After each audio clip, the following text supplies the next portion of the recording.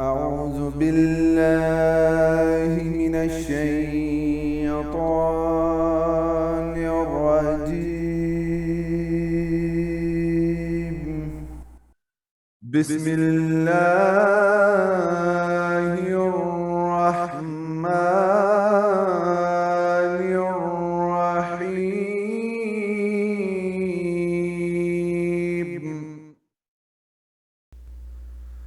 ألم تر إلى الذين خرجوا من ديارهم وهم ألوف حذر الموت فقال لهم الله موتوا ثم أحياهم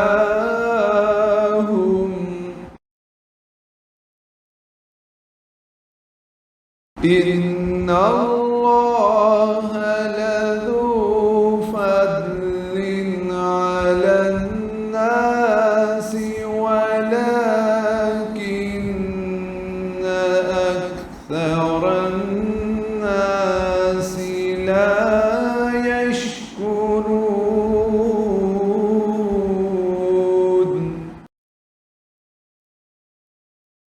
وقاتلوا في سبيل الله واعلموا أن الله سميع عليم.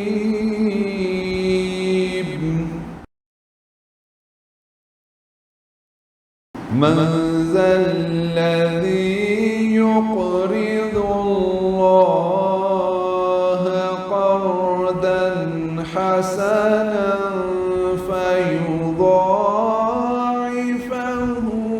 له أضعافا كثيرة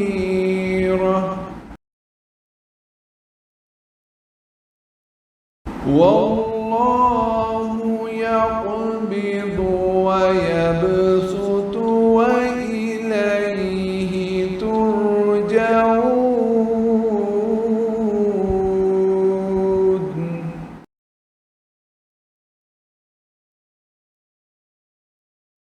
ألم تر إلى الملأ من بني إسرائيل من بعد موسى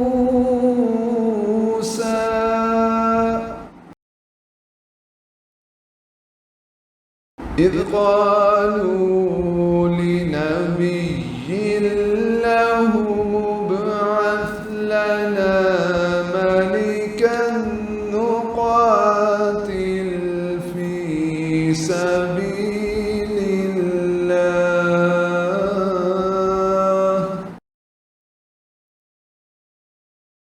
قال هل عسيتم إن كتب عليكم القتال ألا تقاتلوا.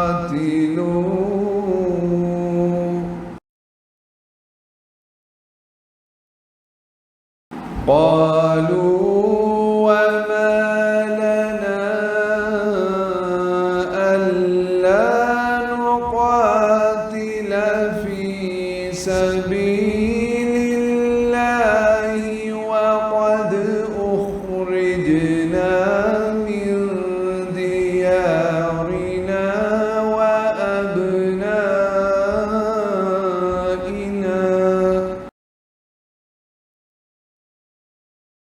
فلما كتب عليهم القتال تولوا إلا قليلا منهم والله عليم بالظالمين.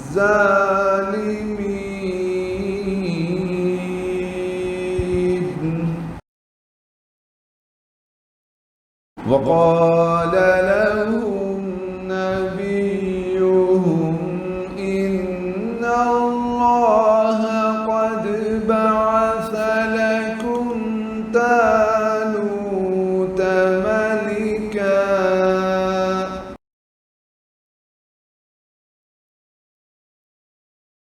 قالوا أنى يكون له الملك علينا ونحن أحق بالملك منه ولم يؤت سعة من المال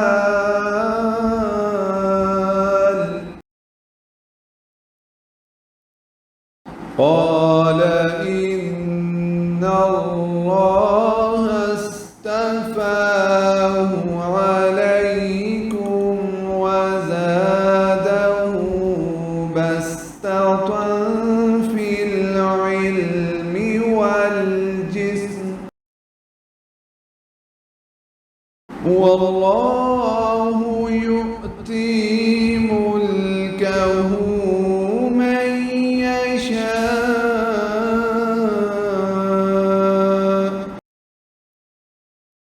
والله واسع عليم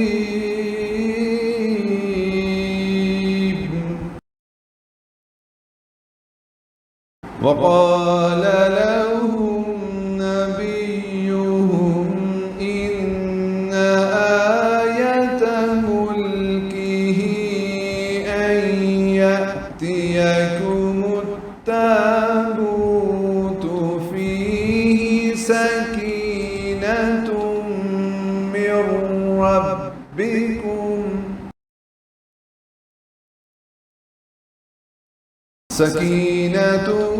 من ربكم وبقية مما ترك آل موسى وآل هارون تحمله الملائكة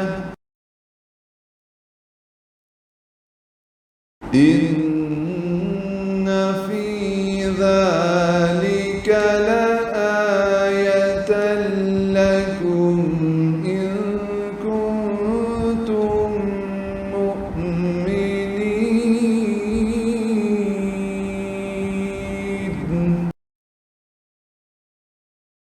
Acabei de recitar os versículos 244 a 249.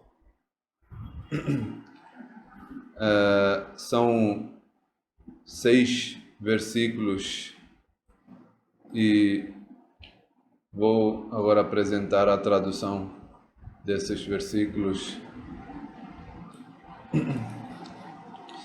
Em nome de Allah, o Clemente, o Misericordioso. Não sabes tu daqueles que partiram de suas casas e eles eram em milhares, com medo da morte. E a eles disse Allah: morrei. Depois ele fê-los voltar à vida. Por certo, Allah é munificente para os homens, mas a maior parte dos homens não são gratos. Agora, a partir desses versículos, Deus Todo-Poderoso está começando de novo, dando exemplos do povo anterior para os muçulmanos, para pegarem as lições.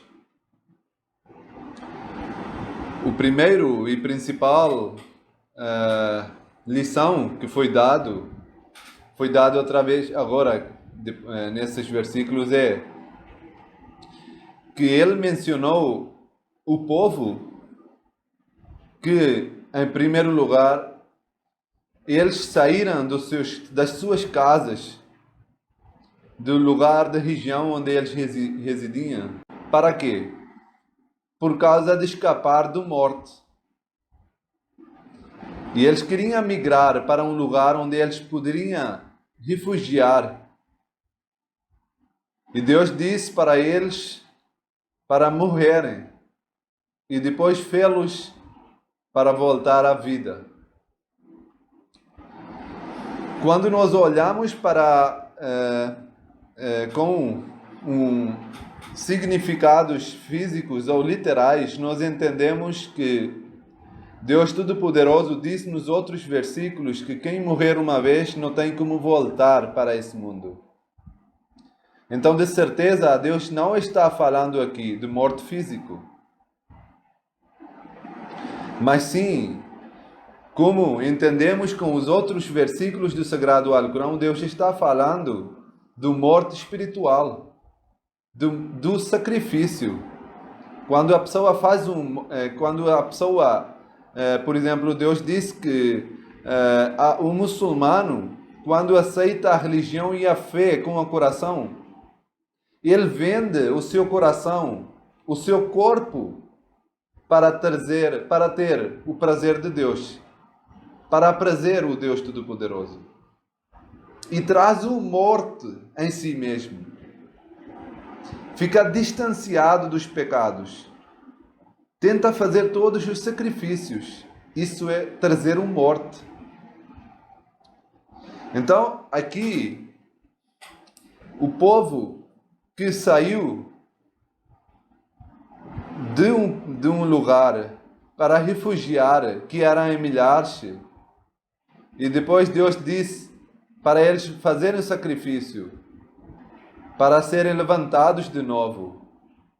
E obviamente mencionando o povo israelita, os filhos de Israel. E o contexto também está testemunhando isso. E aqui, exatamente nesse versículo, Deus está falando sobre a migração que foi feita no tempo de Moisés. Quando os israelitas migraram do Egito por causa das injustiças de Faraó e migraram para a Terra Santa, que no tempo era chamada Canaã, onde hoje em dia existe a faixa de Gaza e Palestina, Estado de Israel. E aqui, uma coisa é muito curiosa, Deus diz que eles eram milhares. É muito curioso que a Bíblia também contou esse incidente de migração dos israelitas do Egito para a Terra Santa. E conta que isso, quando os filhos de Israel, quando o povo de Israel veio para o Egito, eles eram por volta de 70 pessoas, 70 indivíduos. E ficaram lá no Egito por volta de 215 anos.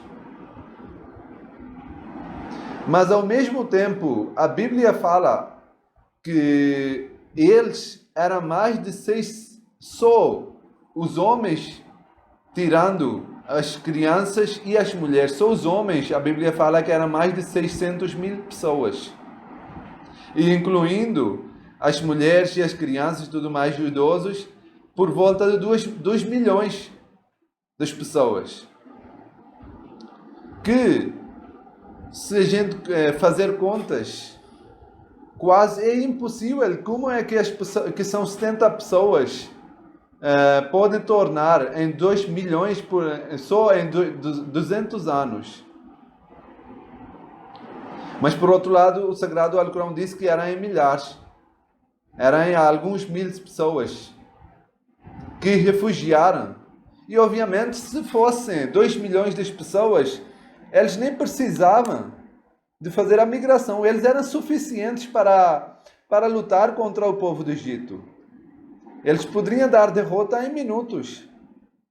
Porque o número das pessoas também vale muito nas batalhas, nas guerras.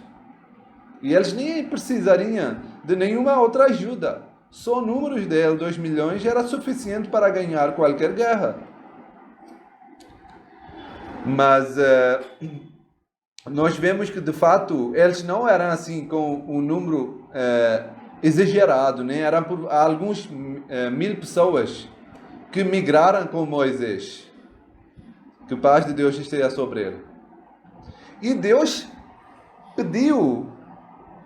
fez um requisito de fazer um sacrifício para trazerem uma morte espiritual, para distanciarem dos pecados, das maldades, das injustiças, dos maus governantes.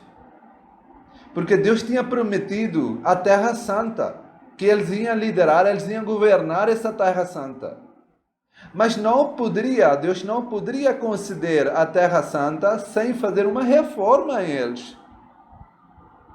Mas infelizmente nós vemos que eles não eram preparados para fazer esse sacrifício. E Deus tinha feito essa condição, tinha colocado essa condição.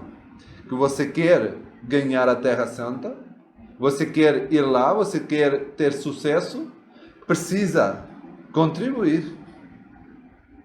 Por que Deus vai fazer uma revolução? Por que Deus vai trazer um novo povo? Se a conduta imoral e atitude desse povo também vai ser o mesmo do que o povo anterior.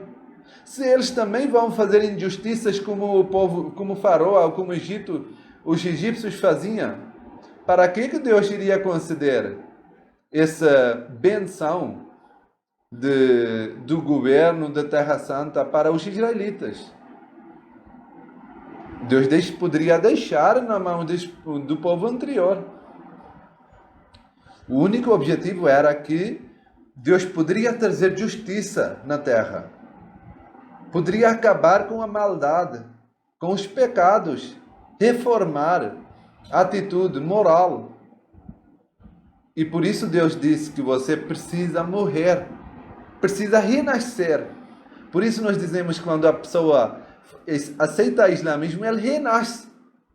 Os pecados anteriores foram perdoados. Ele renasceu.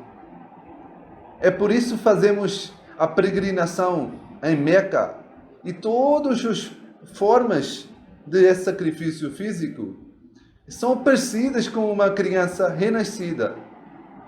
A pessoa tem que raspar os cabelos. A pessoa não pode vestir roupas costuradas.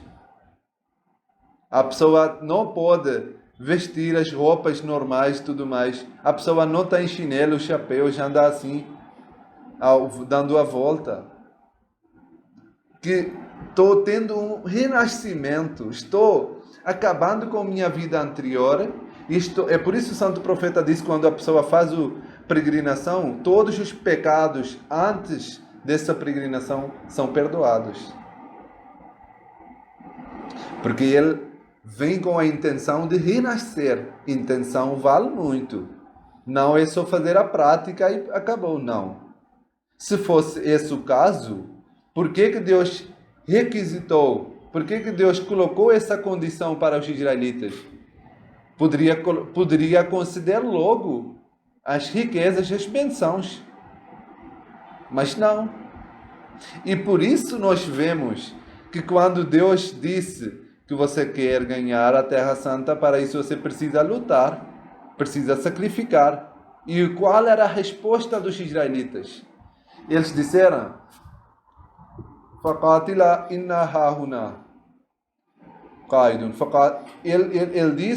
Eles disseram que vai tu e teu Deus fazem a luta com o povo, a gente está aqui sentado.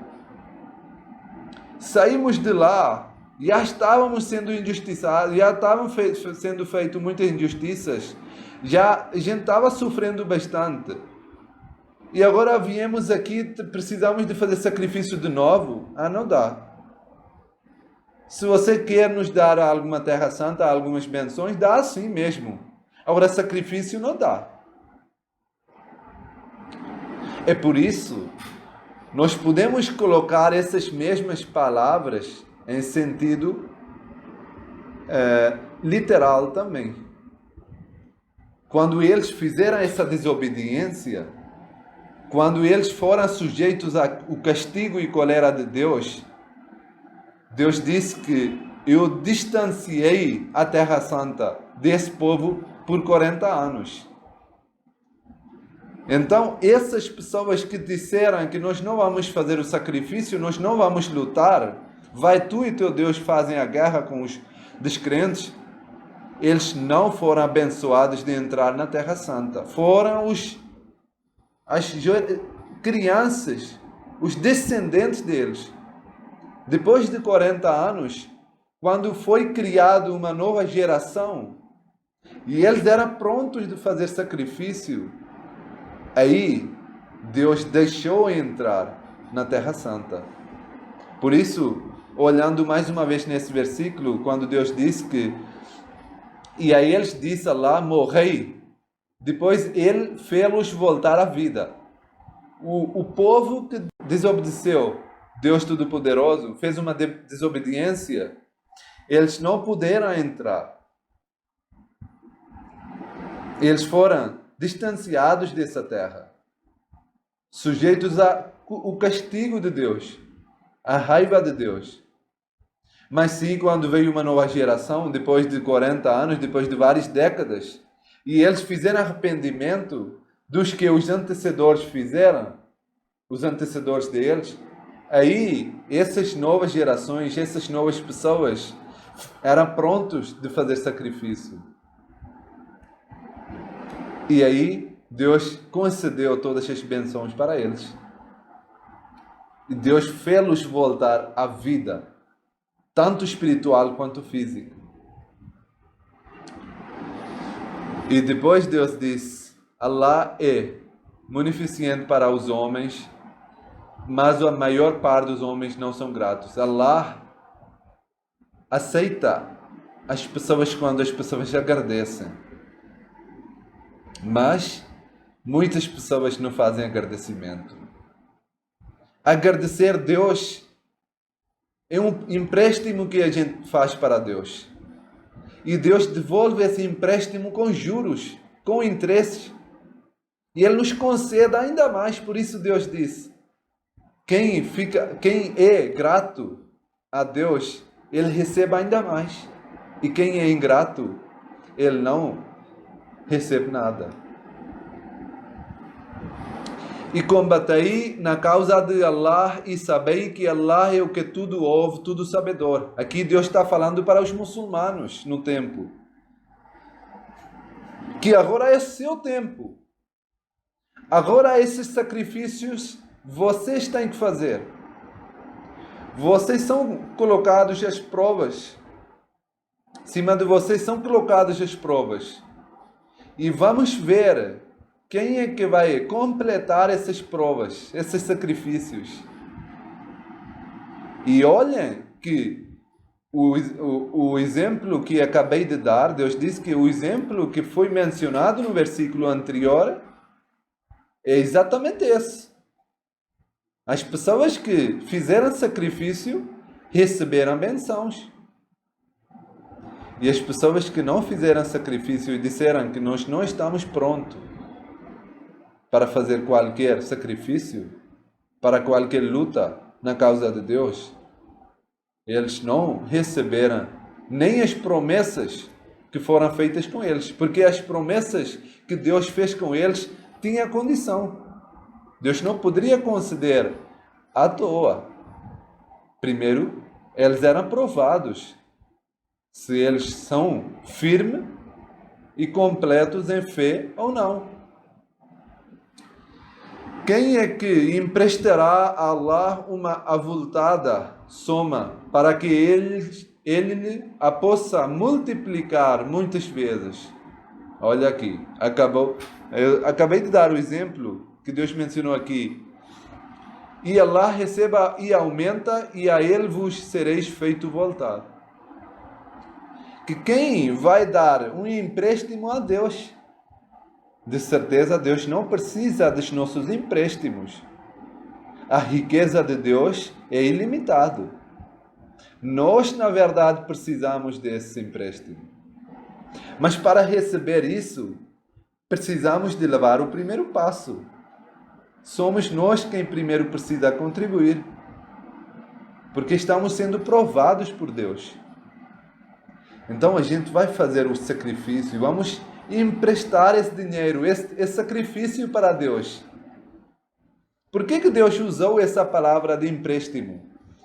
Nós sabemos que quando alguém recebe um empréstimo, e ele fica guardando esse empréstimo para não perder, e fica sempre ligado que eu preciso devolver esse empréstimo para a pessoa. E um dia, se não um dia ou outro, ele vai ter que devolver esse empréstimo. Então Deus aqui mencionou que sim, vocês vão me emprestar os seus sacrifícios.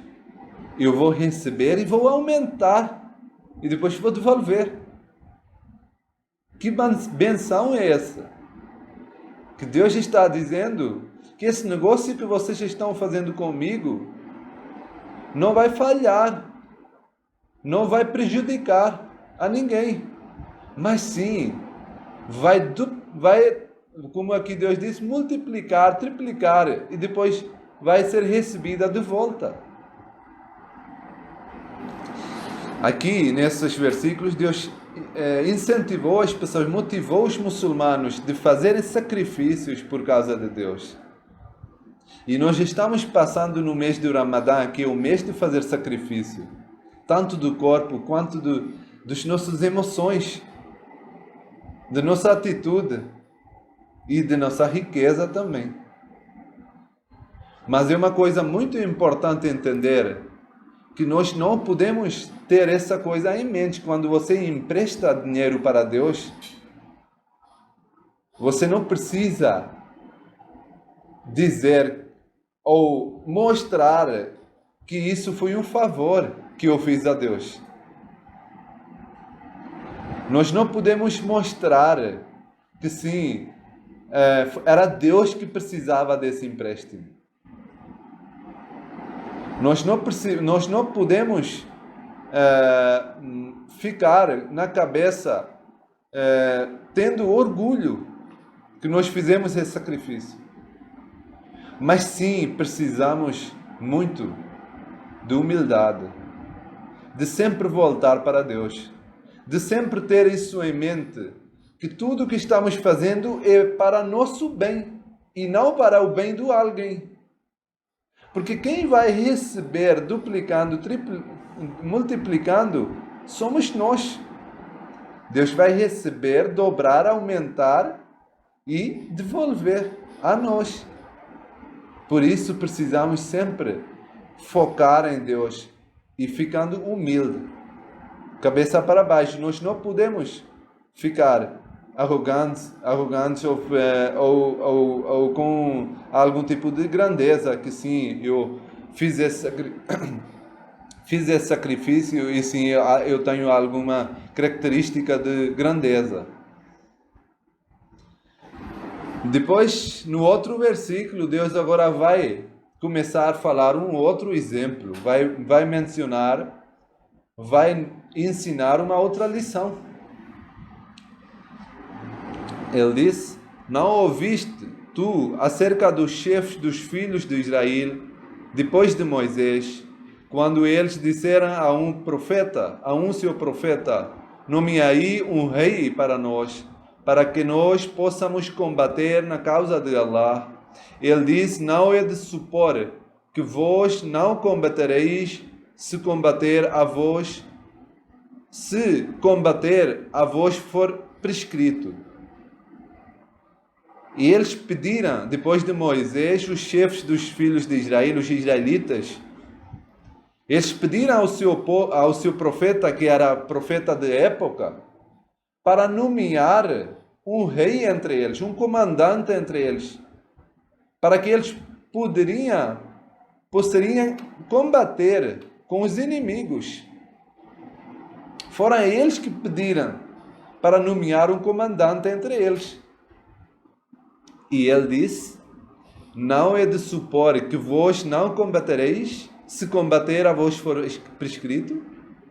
Se o combater entre outras pessoas for prescrito para vocês, Será que vocês não vão desistir? Vocês não vão voltar para suas calcanhares, dizendo que nós não tenhamos essa força? Eles disseram: que razão temos nós para nos abaster de combater na causa de Allah, depois de termos sido afastados dos nossos lares e dos nossos filhos? Mas eles responderam que o que é que aconteceu conosco? Por que é que nós iremos dizer não, combater na causa de Allah? Porque somos nós que fomos prejudicados. Fomos nós que perdemos as nossas riquezas, os nossos lares, os nossos filhos, por causa de Allah. Então não tem como nós desistirmos. Mas quando o combate lhes foi determinado, eles voltaram para trás, excepto um pequeno número. E Allah conhece bem os transgressores. Assim, em primeiro lugar, eles estavam mostrando muita firmeza que sim, vamos lutar na causa de Deus, porque fomos nós que fomos prejudicados e tudo mais. E até o profeta avisou, como aqui ele diz: não é de supor que vós não combatereis se combater a vós for prescrito. Atenção, se a combater for prescrito, então não tem como vocês voltarem para trás. Agora não tem como vocês desistirem porque nem foi prescrito. Vocês fiquem calados. Mas olha, vocês estão pedindo uma coisa que se for prescrito, então vocês têm que lutar. Não tem como ficar atrás. Porque assim seria considerado que vocês estão brincando com Deus. Pediram uma coisa, Deus prescreveu. E aí agora vocês estão brincando, dizendo: ah não, vamos lutar. E aconteceu exatamente isso. O que é que aconteceu? Eles pediram para nomear uma pessoa para que sob a liderança desse rei, do comandante, poderiam lutar com os inimigos que tinham tirado os filhos, que tinham tirado a riqueza, as lares, casas, tudo mais. E o profeta avisou: olha, que eu posso tentar pedir a Deus, mas sim, vocês depois têm que ficar firmes, né? É uma coisa de fé, não é uma brincadeira. E eles disseram: claro, vamos ficar firme e vamos lutar. E assim que foi prescrito a luta para defender, para lutar com os inimigos, esses israelitas, filhos de Israel, chefes dos filhos de Israel, e eles desistiram, voltaram para trás, excepto um pequeno número. Não queriam lutar. Era prova e eles não conseguiram cumprir essa prova. E qual foi a razão? Vamos ver no próximo versículo, porque que eles, qual era a desculpa, né, deles. E os seus profetas disseram-lhes: Allah nomeou Talut como um rei para vós. Eles disseram: como pode ele exercer soberania sobre nós, sendo certo que nós estamos melhor habilitados a exercer soberania do que ele? E não lhe é dado abundância de riqueza. Essa foi a desculpa deles.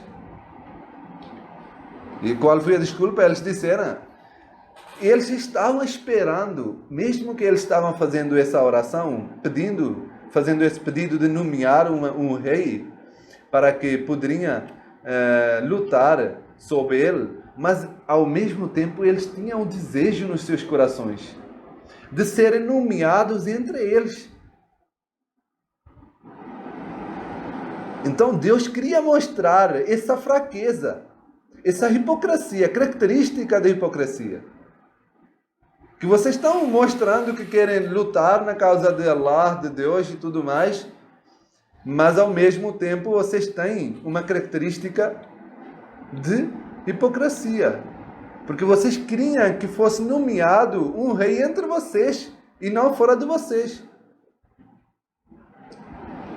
Quando Deus nomeou uma pessoa normal, como o rei, que foi Talut, eles disseram: como pode ele exercer soberania sobre nós, sendo certo que nós estamos melhor habilitados a exercer soberania do que ele?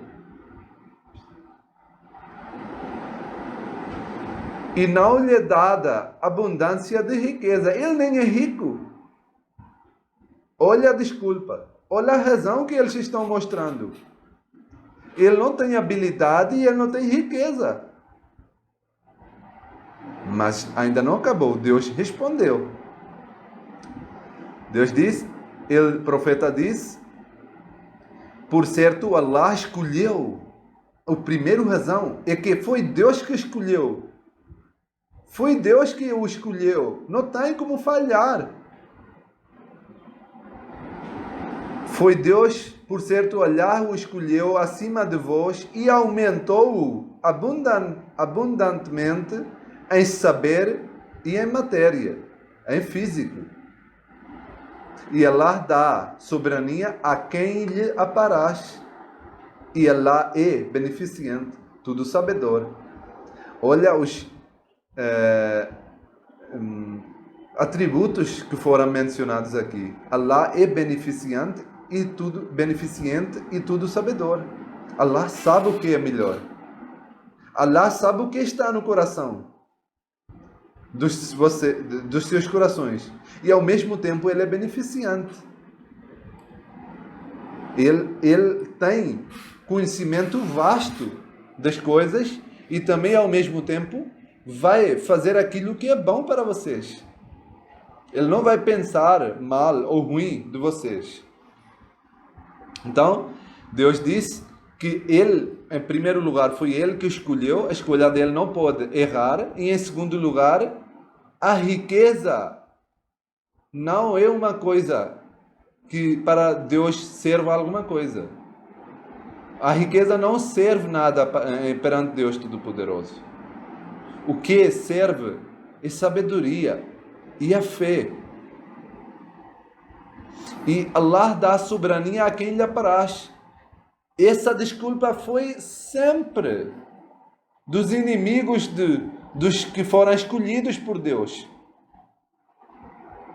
Tanto os reis quanto os profetas. No tempo anterior, até os reis eram escolhidos por Deus através dos profetas. E vejam, a desculpa sempre foi a mesma. Quando o santo profeta proclamou a ser profeta, qual foi a desculpa dos inimigos? Eles ficaram assim, muito estranhados. Eles disseram: mas como é que é possível que ele seja o profeta? Por que não nós, entre nós, um chefe dos tribos de Meca, ou de Jemen, ou dos outros tribos grandes? Por que não um chefe?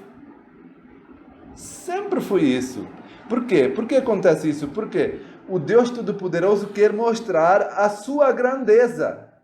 Que Ele vai colocar uma pessoa fraca, no sentido de que Ele é fraca considerado para as pessoas, não para Deus.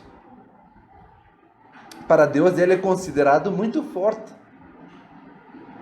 E Deus quer mostrar: olha, a pessoa que você estava considerando pobre, fraco, que não sabe nada, Ele conseguiu atingir essas todas metas, alcançou isso tudo. Por isso vemos que quando foi a oposição do Jesus Cristo, aconteceu mesmo. Eles não poderiam aceitar Jesus como Messias. Eles queriam um rabi grande que poderia aceitar entre os judeus, entre os israelitas. No tempo do profeta Muhammad, que paz de Deus esteja sobre ele, foi o mesmo. Deus sempre escolhe uma pessoa muito humilde. E exatamente foi mostrado a prova de veracidade do fundador da comunidade muçulmana Ahmadiyya, que proclamou ser Messias prometido. Ele disse que a escolha de Deus não pode falhar. Mesmo que ele escolha uma pessoa normal, humilde. Mas a prova vem seguinte: as vitórias que essas pessoas têm. os sucessos que essas pessoas têm, as metas que eles conseguem atingir, as palavras que são cumpridas dessas pessoas, as profecias que eles fazem, que são cumpridas depois dos anos. Essas são provas que a escolha foi de Deus. Por isso nós vemos que para falsificar esses profetas e reis sempre ouviram falsos profetas, falsas proclamações. E essas falsas proclamações sempre foram dos mais fortes, que eram considerados muito ricos, mas não sobreviveram há muito tempo. Não ficaram firmes muito tempo. Não foi lembrado os nomes dessas pessoas por muito tempo. Aí Deus está dando essa lição mais uma vez, que quando Deus escolhe uma pessoa, as pessoas devem simplesmente seguir e não fazer alegações. Como é que ele pode ser escolhido? Ele não tem força, ele não tem sabedoria, ele não tem riqueza, ele não tem aparência poderosa e tudo mais. Mas Deus disse não. Isso tudo para Deus não é nada. Para Deus é, em primeiro lugar, sabedoria e a fé. Por isso, como eu tenho explicado várias vezes, o objetivo de mencionar esses incidentes anteriores que aconteceram com os povos anteriores é uma lição só, para pegar uma lição só para os muçulmanos. Senão, se for só para citar os incidentes, não valia a pena. Já foram escritos essas lições nos livros e tudo mais. Mas Deus quer que os muçulmanos peguem lição para que não acontecesse a mesma coisa de novo. E o profeta deles disse-lhes: o sinal da sua soberania é que vos será dado um coração dentro do qual haverá tranquilidade da parte do vosso Senhor e um legado de bem deixado pela família de Moisés e pela família de Arão, trazendo os anjos. Por certo está nisto um sinal para vós, se vós sois crentes. Deus disse que um dos sinais de sua soberania, que foi escolhido por Deus Todo-Poderoso, é que vai ser dado um coração, dentro do qual haverá tranquilidade e paz. Antes de explicar à frente, eu vou explicar também a palavra coração. A palavra árabe foi usada tabut. E um significado literal dessa palavra é caixão. Tabut. Tabut quer dizer a caixão. E então muitos interpretadores e sábios explicaram isso como caixão. Que eles tinham uma caixão, e realmente os israelitas tinham uma caixão que permanecia sempre com eles. Eles levavam a todo lado. E às vezes, quando eles perdiam nas batalhas, nas guerras, os inimigos pegavam essa caixão e levavam. Mas será que Deus está falando sobre essa caixão? Será que Deus quer dizer isso, caixão, literalmente? Para isso, vamos ver o que o contexto está falando. Deus diz que dentro desse caixão vai haver tranquilidade e paz do parte do vosso Senhor.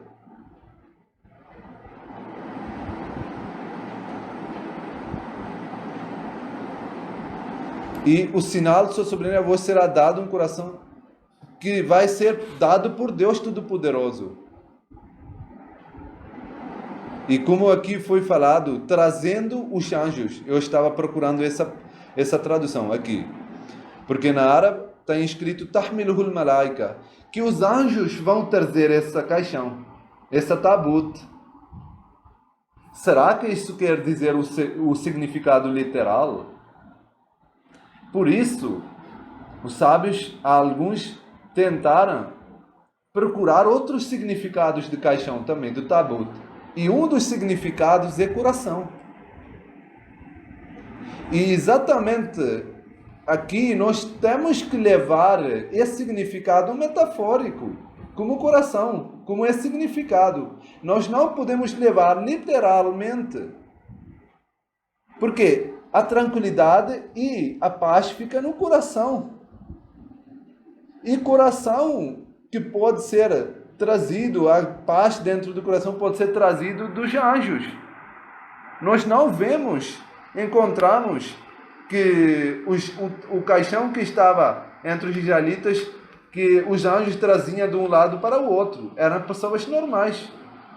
E também, Deus aqui falou que esse caixão, esse coração, é sujeito de tranquilidade.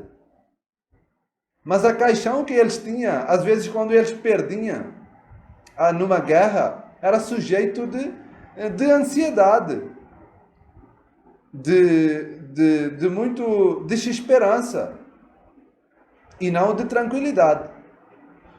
Por essas razões, nós precisamos de levar isso metafórico, como foi explicado, como foi traduzido aqui. Que Deus disse que se vocês querem ver o sinal de soberania desse profeta, devem apegar a ele, devem obedecer a ele. E o que vai acontecer no resultado? Vai ser dado o coração.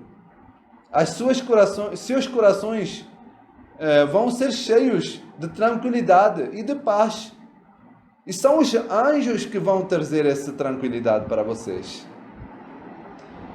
E a segunda parte é um legado de bem deixado pela família de Moisés. Vabaqiyatun, palavra árabe vabaqiyatun. Todas as morais de qualidade alta vão ser colocados dentro de vocês. Todas as morais de família de Moisés e de família de Arão. Então Deus diz, simplesmente vocês precisam obedecer. E com esse com essa obediência, vocês vão ser, os seus corações vão ser colocados cheios de tranquilidade e de paz. E são os anjos que vão trazer essa tranquilidade. E a segunda parte é que os seus morais vão ser muito altos. As esperanças, a fé vai ser muito alto, como foi a família de Arão e de Moisés. E por certo, está nisto um sinal para vós. Deus diz que isso tudo está sendo mencionado para vocês como um sinal, se vós sois crentes. Se são verdadeiros crentes, vão pegar lições. Allahumma salli ala Muhammadin wa barik wa sallim innaka hamidun majid. Jazakumullahu ta'ala.